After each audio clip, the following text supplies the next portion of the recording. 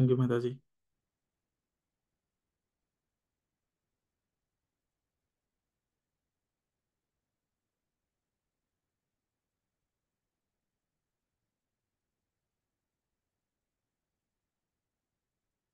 Okay, so hopefully सबको अच्छा लगा होगा। I think we should meditate on any beautiful face you can remember or recall every day, uh, on that Krishna face. That's give you a pleasure actually. Both you'll feel blessed, bliss, and yeah, that's the thing. अभी कोई है जो purport read करेगा? Anyone wants to read? I'll read. Yeah, thank you. The Lord is the absolute form of eternity, bliss, and knowledge. As such, transcendental loving service to the Lord in one of the five principal relations, namely Shanta, Dasya, Sakhya, Vatsalya, and Madhurya, that is neutrality, servitorship, fraternity, parental affection, and conjugal love, is graciously accepted by the Lord when offered to the Lord in genuine love and affection. Sri Bhishmadev is a great devotee of the Lord in the relation of servitorship. Thus, his throwing of sharp arrows at the transcendental body of the Lord is as good as the worship of another devotee who throws soft roses upon him. It appears that Bhishma Dev is repenting the actions he committed against the person of the Lord. But factually, the Lord's body was not at all pained due to his transcendental existence. His body is not matter. Both he himself and his body are complete spiritual identity. Spirit is never pierced, burnt, dried, moistened, etc. This is vividly explained in the Bhagavad Gita. So also it is stated in the Skanda Puran. It is said there that the spirit is always uncontaminated and indestructible. It cannot be distressed nor can it be dried up. When Lord Vishnu in his incarnation appears before us, he seems to be like one of the conditioned souls, materially encaged, just to bewilder the asuras or the non believers who are always alert to kill the Lord. Even from the very beginning of his appearance, Kamsa wanted to kill Krishna, and Ravan wanted to kill Ram. Because foolishly they were unaware of the fact that the Lord is never killed, for the spirit is never annihilated.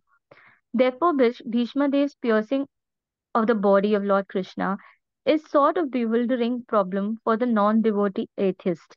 But those who are devotees or liberated souls are not bewildered. Bhishma Dev appreciated the all-merciful attitude of Lord because he did not leave Arjun alone. Although he was disturbed by the sharpened arrows of Bhishma Dev, nor was he reluctant to come before Bhishma's deathbed, even though he was ill-treated by him on the battlefield. Bhishma's repentance and the Lord's merciful attitude are both unique in this picture. Sri, Vish- Sri Vishwanatha Chakravarti Thakur, a great acharya and devotee in the humor of conjugal love with the Lord, remarks very saliently in this regard. He says that the wounds created on the body of the Lord by the sharpened arrows of Bhishma Dev were as pleasing to the Lord as the biting of a fiancé who bites the Lord's body directed by a strong sense of sex desire. Such biting by the opposite sex is never taken a sign of enmity, even if there is a wound on the body. Therefore, the fighting as an exchange of transcendental pleasure between the Lord and his pure devotee. Sri Bhishmadev was not at all mundane. Besides, besides that, since the Lord's body and the Lord are identical, there was no possibility of wounds in the absolute body. The apparent wounds caused by the sharpened arrows are misleading to the common man. But one who has a little absolute knowledge can understand the transcendental exchange in the chivalrous relation. The Lord was perfectly happy with the wounds caused by the sharpened arrows of Bhishmadev. The word Vidhi Dhyamana is significant because the Lord's skin is not different from the Lord. Because our skin is different from our soul, in our case, the word Vidhi Dhyamana or being bruised and cut would have been quite suitable. Transcendental bliss is of different varieties. and the variety of activities in the mundane world is but a perverted reflection of transcendental bliss. Because everything in the mundane world is qualitatively mundane. It is full of inebrities, where in the absolute realm, because everything is of same absolute nature, there are varieties of enjoyment without inebriety.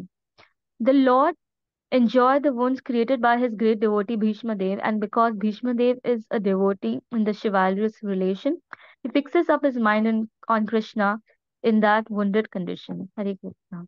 Thank you माता जी। तो यहाँ पर भगवान क्या sorry, Prabhupada क्या बता रहे हैं कि उन्होंने फर्स्ट लाइन में ही बोल दिया। जैसे मैंने बताया था ना कि सबको ऐसा लगता है कि भगवान है तो उनको कैसे कट लग सकता है, भगवान है तो उनको कुछ नहीं होना चाहिए एक्चुअल में, उनको खून आना ही नहीं चाहिए। तो यहाँ पे बता दिया, the Lord is absolute form of eternity bliss and knowledge, सत चित आनंद। और सच्चिदानंद यानी भगवान को कुछ नहीं हो सकता, यहाँ पे प्रभुपाद ने पहले ही डिक्लेयर कर दिया। तो यानी जो मंडेन लोग हैं उनको पहले ही लाइन में बता दिया कि भाई ये है। अगर आपको ऐसा लगता है कि भगवान को खून आ रहा है, यानी एरो से जो खून निकला, ब्लड निकला, तो वो सब गलत है। यानी ये सिर्फ सिर्फ एक लीला का पार्ट है, तो इसी इसकी वजह से उनको वो सिर्फ दिखाने के लिए, ठीक है। और उसमें भी वैसा था कि सिर्फ टच किया था, और वो भी टच यानी हल्की सी, हल्का सा खरोच भी नहीं बोल सकते। यानी जो होता है ना कि भगवान भगवान जो कुरुक्षेत्र के युद्ध में आए थे, तो वो भी वीर रस में आए हुए थे। और जब वीर रस में होते हैं तो एक होता है कि भगवान को जो भी रसा एंजॉय करना होता है तो वो उसके अकॉर्डिंग करते हैं। जैसे वीर रस में दूसरा कौन सा था, जैसे हिरण्यक्ष के साथ जो उन्होंने, उनको भी जब वीर वीर रसा का उनको मन किया तो वो हिरण्यक्ष आया और फिर हिरण्यक्ष के साथ लड़े। और उनके साथ भी कैसा हुआ कि हिरण्यक्ष ने काफी सारा ट्राई किया, वो कुछ नहीं कर पाया। फिर भगवान ने एक ही छोटे से उसको स्लैप किया और हिरण्यक्ष मर गया। ठीक है। तो ये यानी भगवान को जब भी कोई रसा एंजॉय करने का मन करता है तो भगवान उस वो वाले सिचुएशन क्रिएट करते हैं। तो यहाँ पर भी भगवान वीर रस में हुए थे। और वीर रस में कुछ ऐसा भी होना चाहिए, वीर रस में यानी सारे क्षत्रिय होते हैं वो वीर रस में होते हैं। तो क्या होता है, उनको भी ऐसा होता है कि नहीं, मैं युद्ध में जाऊं तो मुझे थोड़ा खून आए, तो सबको ऐसा लगे कि नहीं भाई मुझे खून आए। भगवान का टोटली डिफरेंट होता है। लेकिन भगवान सिर्फ सबको दिखाना चाह रहे थे, तभी इसके लिए वो थोड़ा सा खून, यानी उसमें भी क्या था कि उन भगवान ने करवा रहे हैं क्योंकि पहले तो चैप्टर आराम आराम से खत्म हो रहे थे, तो उन्होंने क्वेश्चन। Sorry, okay. तो अ, तो यानी हाँ, भगवान वीर रस में थे, ठीक है। तो उसकी वजह से वो सारी लीलाएं चल रही थी, उसकी वजह से ऐसा सबको दिखा रहा था कि हाँ उनको खून आया था। लेकिन उन्होंने आर्मर पहने पहने हुआ था। और जब भीष्म अटैक कर रहे थे तो वो वैसे अटैक नहीं कर रहे थे कि जैसे नॉर्मल अटैक हो रहा हो, नहीं, वो पूरे दम लगा के अटैक कर रहे थे। और भगवान ने आर्मर भी पहना हुआ था, उसको भी उन्होंने छेद दिया था।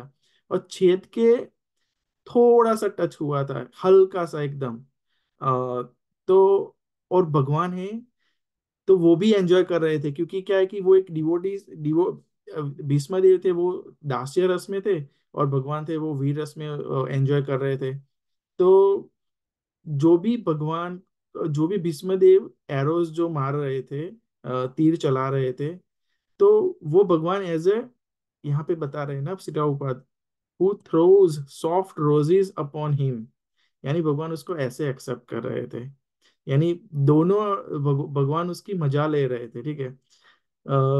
लेकिन अभी एक चीज हमें अगर समझनी हो तो ये सारी लीलाएं चल रही है, तो हमें कैसा पता चलेगा कि ये भगवान की लीलाएं है, और हम कैसे रियलाइज करें। देखो, और भगवान का जो अ, ये जो भगवान का लविंग एक्सचेंज है, वो भी हमें कैसे पता म्यूट नहीं चलेगा। करना। तो वो सारी अगर हमें पता करना हो तो हमें भगवान की बुक्स पढ़नी होगी।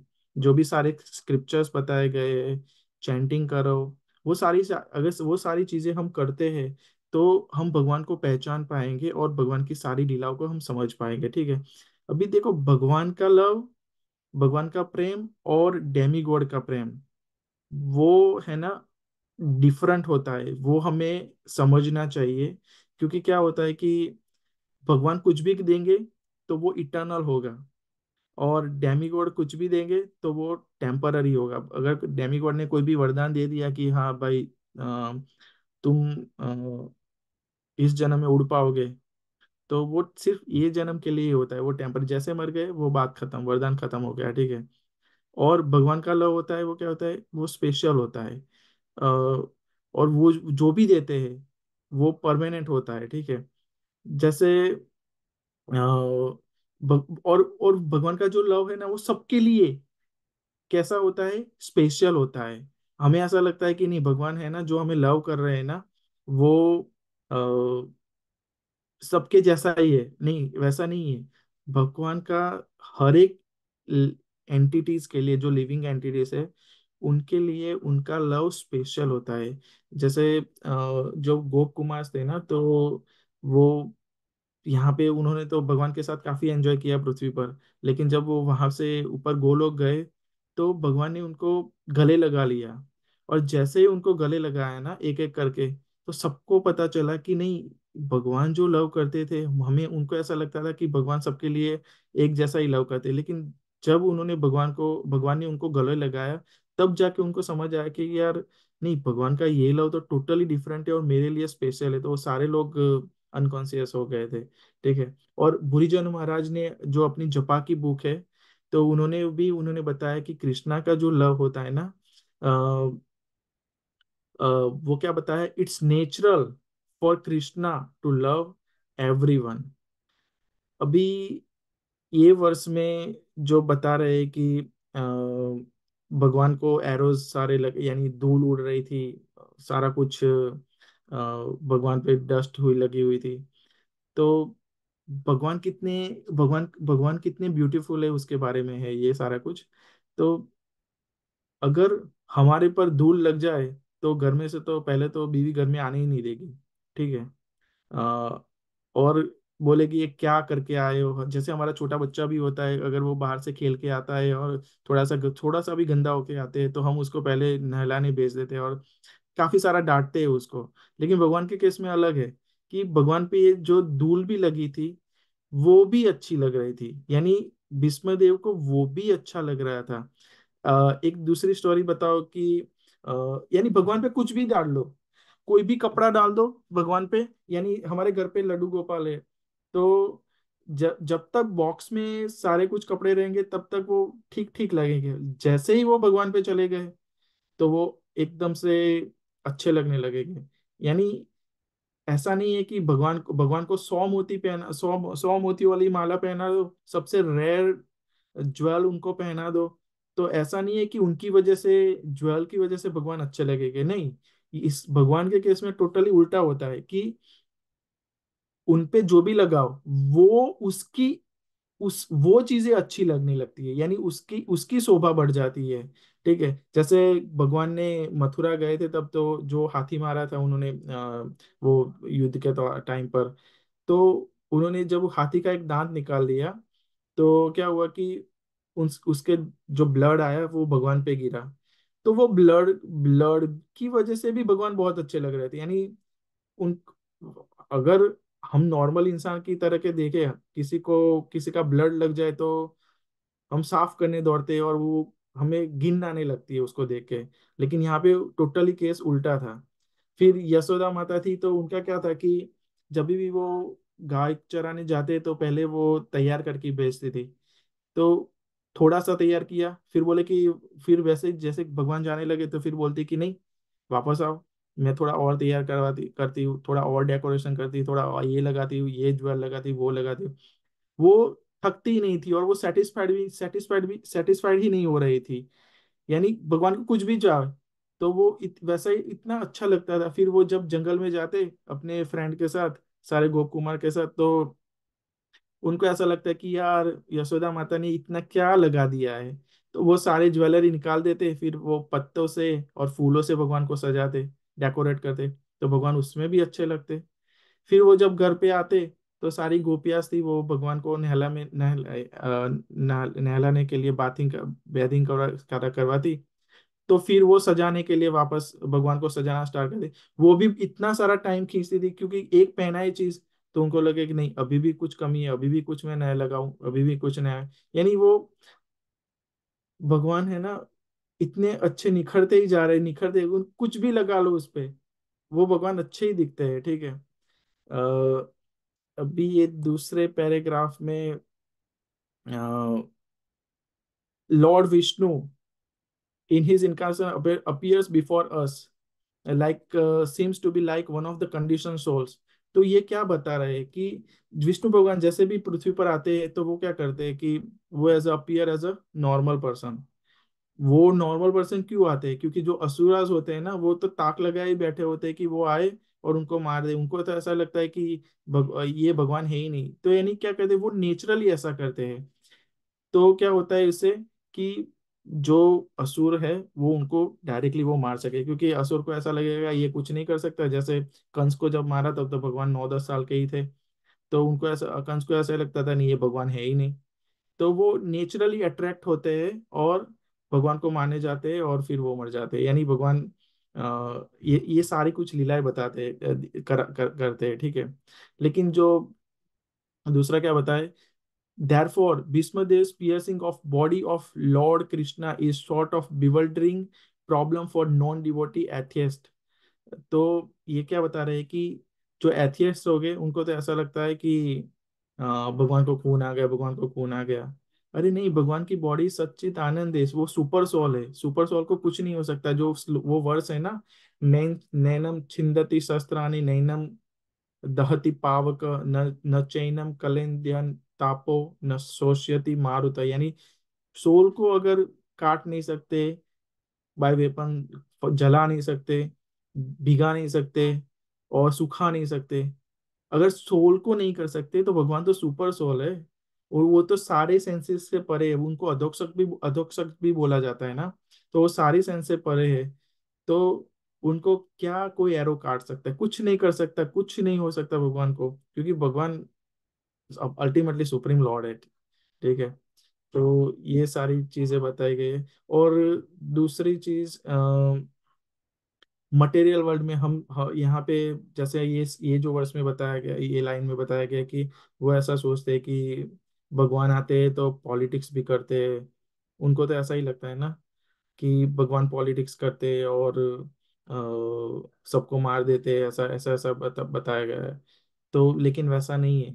भगवान क्या बोलते हैं अपने भगवत गीता के 4.9 में कि जन्म कर्म च मेव दिव्यम दिव्यम एवं यो वेति तत्वतः त्यक्त्वा देहम पुनर्जन्म नैति मामेति सो अर्जुन। भगवान को नॉन डिवोटीज लोग समझ नहीं पाते, उनको सिर्फ डिवोटीज ही समझ पाते हैं। और वो भी भगवान खुद बोलते हैं कि जो भी मेरा नेचर समझेगा वो जब भी मरेगा, जैसे भी मरेगा, वो मेरे पास वापस आ जाएगा। ठीक है। तो जो जो ये ट्रांसीडेंटल नॉलेज है ना, वो हमें समझना है, और उसमें थोड़े एडवांसमेंट करनी है। और वो एडवांसमेंट जैसे मैंने पहले बताया कि हम चैंटिंग करें, प्रसाद हम खाए, डिवोटी एसोसिएशन करें और रिटी वर्शिप करें। वो सारी चीजें करके हम भगवान को जान सकते हैं। और वो भी एक चीज है कि वो भी बोनाफाइड पीपल से, यानी बोनाफाइड आचार्य से ही सुनना है, या अगर कोई भी बुक्स यानी सारा कुछ पढ़ते हैं वो करेंगे, तभी जाके हम भगवान को समझ पाएंगे। बाकी भगवान को हम समझ नहीं सकते हैं। क्योंकि देखो, कृष्ण भगवान जब जन्मे थे तो वो सबके सामने थे। दुर्योधन भी था, शिशुपाल भी था। उनको तो ऐसा ही लग रहा था कि नॉर्मल पर्सन है, लेकिन उसकी ऑपोजिट डायरेक्शन में देखे तो भीष्म देव थे, अर्जुन था और विदुर थे। उन सबको पता था कि ये भगवान है, तो वो उनको सारा कुछ उनका यानी वो एज ए भगवान की तरह उनको ट्रीट कर रहे थे और सारा कुछ कर रहे थे। यानी अगर हमें पता ही नहीं है, अगर हमने ये शास्त्र पढ़े ही नहीं है कि और भगवान का नेचर समझ ही नहीं पाए, तो अगर भगवान हमारे सामने भी आ जाएंगे ना, तो हमें पता नहीं चलेगा। ठीक है। यहाँ पे आगे थोड़ा बताया गया है कि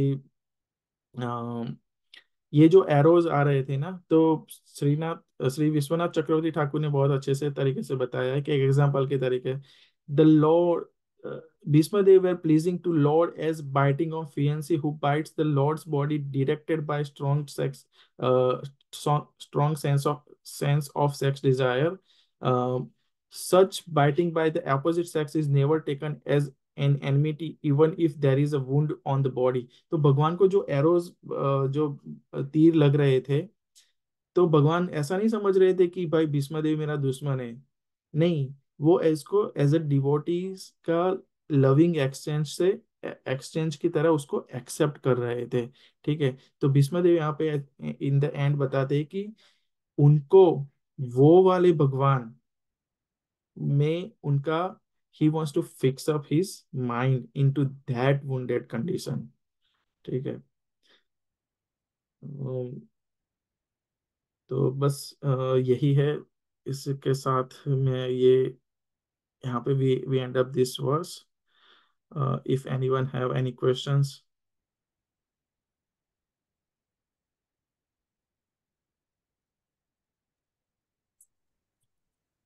हरे कृष्णा प्रभु।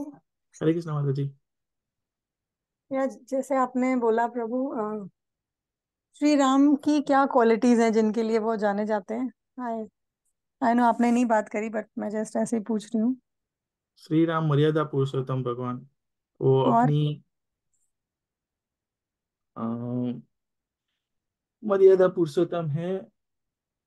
जो भी बोलते हैं वो, यानी दूसरी चीज वो भी बोलते हैं ना कि जो भी बोलेंगे उसको वो वचन निभाएंगे।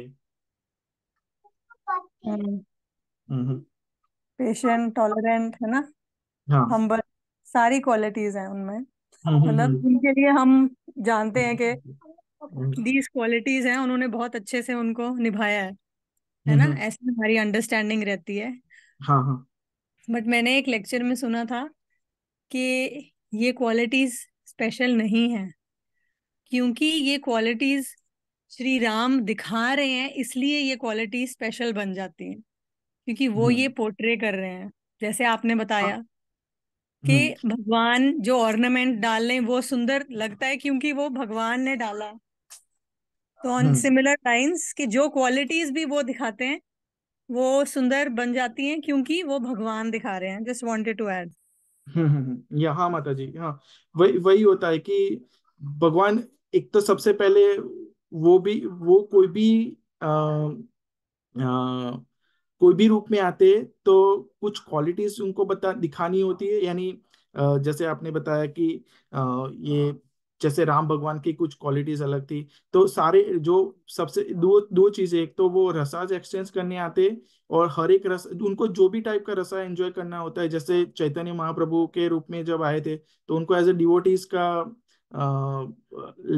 एक्सेप्ट, यानी डिवोटीज का क्या क्या कैसे क्या एंजॉय करते हैं वो जानने के लिए। और तो यानी बेसिकली हाँ, भगवान कुछ भी करेंगे तो वो एक क्वालिटी बन जाएगी, वो बात 100% सही है। और अ, और वो अपना वो भी वो और अपना जो भी रसा है वो एंजॉय भी कर लेते हैं उसके साथ, I think.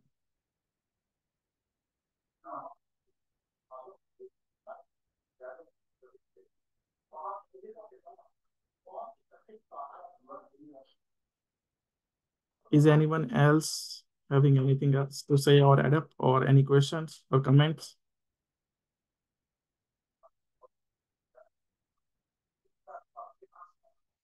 All right then. Okay. Thanks everyone for joining today.